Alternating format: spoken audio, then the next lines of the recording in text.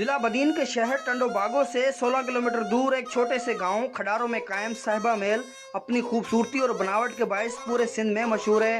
मीर खुदाबख्श तालपुर ने यह महल हिंदुस्तान के शहर आगरा में मौजूद मुगल बादशाह शाहजहां की जानिब से तामीर कराई गई अजीम यादगार ताजमहल से मुतासिर होकर बनवाया गया और बाद में इस महल का नाम अपनी बीवी साहिबा के नाम से मंसूब कर दिया गया, इसलिए इसे सिंध का ताजमहल भी कहा जाता है।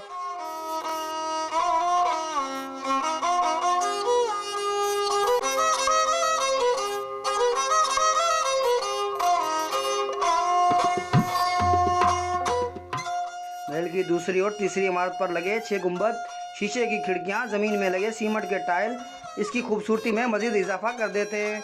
इस महल की तमीर का काम 1923 में शुरू हुआ और 1947 में मुकम्मल हुआ। महल अपनी खूबसूरती को बरकरार रखे हुए है। इस वक्त एक बार फिर से इस महल की रेनोवेशन का काम जारी है।